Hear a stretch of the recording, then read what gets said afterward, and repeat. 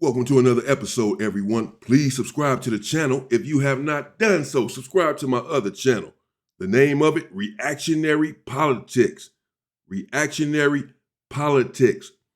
The link is in the description. And here, three individuals robbed a casino. I can say that they robbed them. It's caught on tape, but it was a hood casino. They went there and robbed everyone in there. A shootout ensued. And this is when robbing a hood casino goes horribly wrong. Let's get into it. Some people think robbing an illegal gambling spot is a good idea. Like it's just sitting there, full of cash, no cops around. Basically an easy buck that isn't even near comparable to robbing an actual casino. Well, let me tell you about three geniuses from New Jersey who decided to put that theory to the test. Brian Castro, Charles Powell, and a man ironically named Musa Coward drove from Patterson and Newark to Brooklyn in October 2020 to rob a hood casino ironically called the G-Spot. They had inside information, guns, and a plan. What they didn't have was any idea that the 58-year-old security guard working that night had just survived COVID and wasn't about to let some out-of-town robbers ruin his shift. And they definitely didn't account for Castro getting high and bragging about the whole thing to an FBI informant. This is the story of when robbing a hood casino goes spectacularly, catastrophically wrong. Musa Coward had connections in Brownsville, Brooklyn. He also had a side hustle selling guns and a history of robbing people. In October 2020, Coward got a tip from his cousin about an illegal gambling den called the G-Spot on Hedgeman Avenue. Someone had just lost $50,000 at the spot and was supposedly coming back with another $20,000 to keep gambling. Easy money, right? Coward recruited three guys from New Jersey for the job: Brian Castro, who went by Morinai; Charles Powell from Newark, who went by Payback and already had a felony conviction for weapon possession; and a fourth guy named Shamel Myhand, who later became the government's star witness. Coward frequently sold drugs with Powell and Castro at a gas station across from his house in Patterson, so they knew each other well. And always gonna be a star witness turned star witness.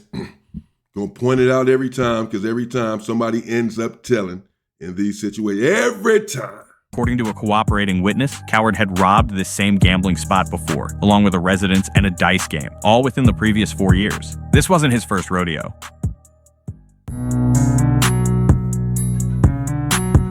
On October 7, 2020, Coward drove the crew from New Jersey to Brooklyn in a Honda Civic. The plan was simple. Coward would park around the corner and wait in the car while the other three went inside and robbed the place.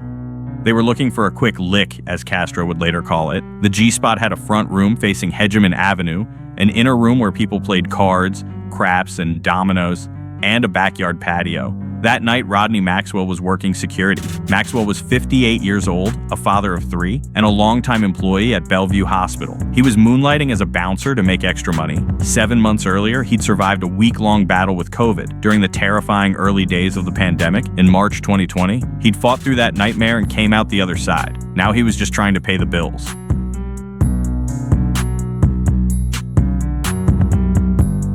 Powell, Castro, and Myhand walked around the corner and entered the gambling den single file. Powell went in first, followed by Castro, then Myhand. They stormed through the front room and the inner room toward the back patio where people were betting on CeeLo and shooting pool, but Maxwell saw Myhand was armed and immediately jumped into action. He tried to...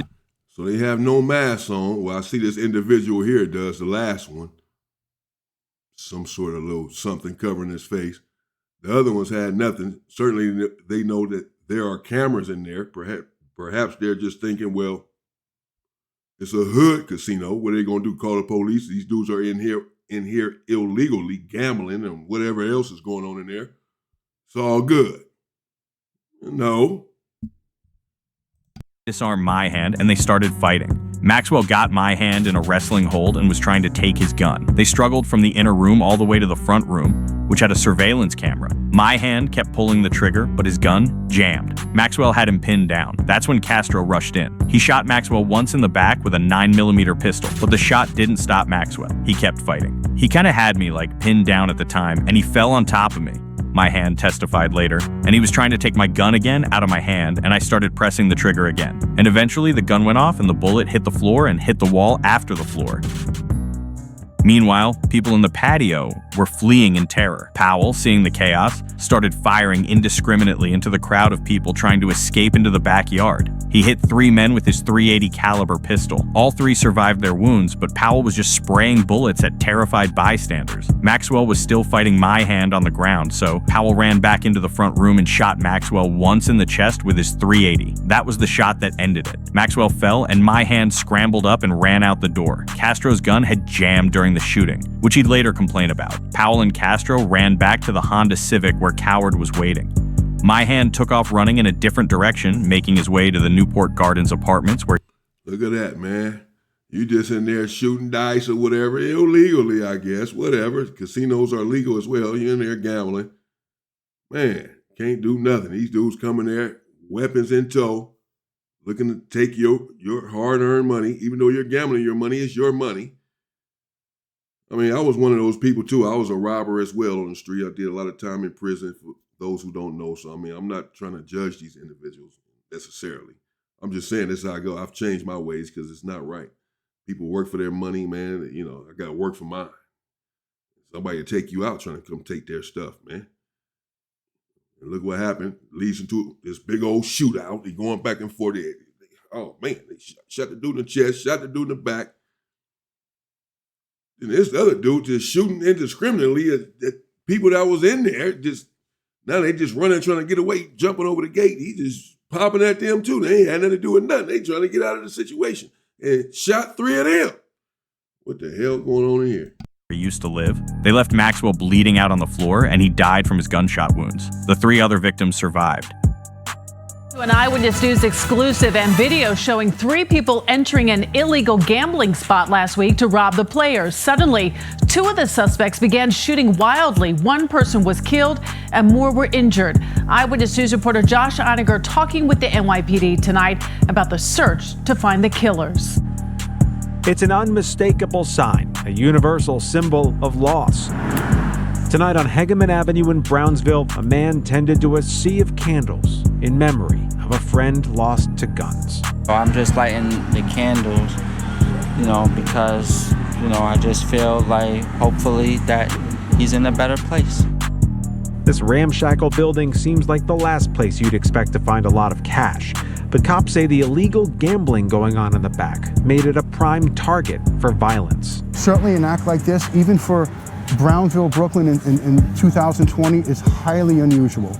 It's highly unusual. Things have been busy lately for Michael Kemper, the chief of the NYPD's Brooklyn North detectives, but this case, he says, has been especially tough to crack. It happened late last Wednesday night. In video obtained exclusively by Eyewitness News, you can see the 3 suspects enter through the trash-strewn storefront and make their way to the back, where they tried to rob the players inside.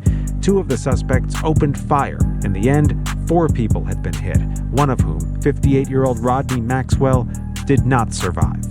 My hand said he pocketed $1,200 during the robbery, but told his accomplices he only got $800. Quote, because I felt they left me. He gave Coward $400. Castro later told his FBI informant friend that the crew got $20,000. $400, $800, $1,200, whatever. All this shooting, lives lost. What happened to the $20,000? Let's see, he was about to say it. $1,000 total, and they broke bread between them, with Castro keeping $5,800 for himself. Now here's where these geniuses really fucked up. More than a month after the murder, Castro was smoking weed in a car with an acquaintance. He started bragging about the robbery, called it a lick, said his crew got $20,000, described how he shot Maxwell, and even mimicked the dying sounds Maxwell made when he was shot. Turns out the acquaintance was an FBI confidential informant, and he was recording the entire conversation. In the recording, Castro said, quote, so I'm hanging the strap on the wall, and that shit's jamming on me. That's why Red sold it. Red was Coward's nickname. Castro was complaining that his gun jammed during the murder and that Coward... Why? Why are you doing all of this talking? Clearly, you do not know this individual that you're talking to. It's not some childhood friend. It's not your homeboy from your gang or any of this sort of stuff. I'm not saying that they're in a gang. I don't know anything about these individuals. I'm just saying because he's an FBI informant or whatever, or, undercover. So this is someone that they didn't slid up under and you up under you and you just start giving out all of this information, telling on yourself, describe it in detail, the bloody, gruesome murder. Howard sold the gun afterward. The recording captured Castro mocking Maxwell's final moments and bragging about the thousands of dollars they stole. In April 2021, a Patterson police detective working with a federal gang task force was looking at surveillance photos from the robbery. He recognized Powell and Castro. That led to Powell's arrest in October 2021 after Powell got into a car crash in Clifton, New Jersey. When police arrested him, they found 3 .380 caliber cartridges that matched the shots fired at the gambling spot. Castro and Coward were indicted and arrested in March 2023. Myhand agreed to cooperate with the government and testify against his former crew.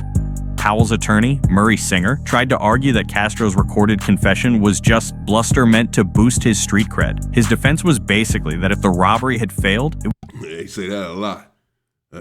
This dude walking around or driving around with 380 shells still that match the crime scene. Well, what's wrong with these dudes? A lot of individuals end up doing this sort of silly stuff. Who taught these individuals? Just out here on the street doing reckless stuff and don't know what you're doing, not even giving yourself a chance. it would have been humiliating for Castro, so he was just lying to look cool when he confessed to murder on tape. The jury didn't buy it. The trial started in January 2025 in Brooklyn Federal Court before Judge Eric R. Comity. It lasted 2 weeks. The jury saw the surveillance video of the robbery and shooting. They heard cell tower records proving the suspects were in Brooklyn that night. They heard Myhand's testimony about the whole operation. And they heard Castro's recorded confession, where he bragged about the murder and mocked Maxwell's dying sounds. On January 30th, 2025, the jury convicted all three men on 4 counts. All three face a mandatory minimum of 10 years in prison and a maximum of life. Maxwell's daughter, Revan Maxwell, spoke to reporters after the verdict. "I'm just happy they're off the streets to never do this again to anybody else's family," she said. "This won't bring my father back. I'm just happy this won't happen to anybody else."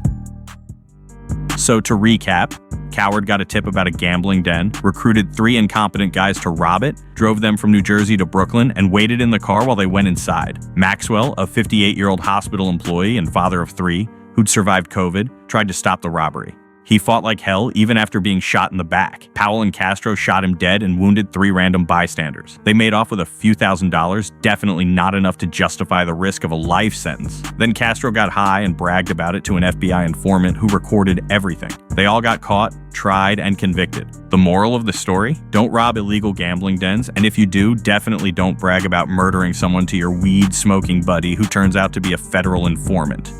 Thanks for watching to the end of the video. I'll see you. Isn't that the truth? Let me know what you think in the comments. Subscribe to the channel, everyone. Appreciate it. Appreciate everyone's support. There you have it. These 3 individuals there, apparently, I mean, it's on video. Don't necessarily have to say allegedly, but allegedly, whatever, robbed this place. And as we can see, a shootout ensued. They shot the individual there in the back, the 58-year-old who was possibly doing security there. They say he worked at a hospital, but whatever. He was there and just trying to stop the robbery. Shot him in the back and then whatever, shot him again and he ended up dying, unfortunately. Rest in peace to him, and then shot 300 other individuals that were trying to hop the gate and get away from the madness. And then, started smoking and talking to an informant who was recording everything. Threw yourself under the bus, threw your partners, your crimees, the people who committed this crime with you under the bus, naming them, got them caught up, and now in prison, facing 10 years to a life sentence. Who knows? I'm not wishing anything on anyone. I don't necessarily see them getting 10 years. I don't know what the court system is like in New York. But, these are pretty serious charges. Hell, it's a murder, for one. They can say 3 other attempted murders for shooting other 3 people. Could have killed them. Could have certainly killed one of them. Lucky at least one of them, no one died there. You have another murder. You can get shot anywhere with a bullet and lose your life. So, I mean, y'all just going crazy. At least going to be assault with a deadly weapon or whatever. And then you have gun charges, all this. I mean, so many charges. But the main thing is the murder, obviously. Robbery, attempted robbery, and all this. 10 years? I don't know. I'm going to see if I can follow up with this. Chances are, if they are found guilty, they are on camera. We just saw everything. Shootout, see the weapons, everything. I mean, we'll see what happens. They didn't have masks on. Apparently, it was during COVID. The one individual had his mask on. So, we'll see what happens. But should they be convicted, then we'll see how much time they end up getting. Again, 10 years. We'll see about that. Let me know. Stay safe and stay free, people.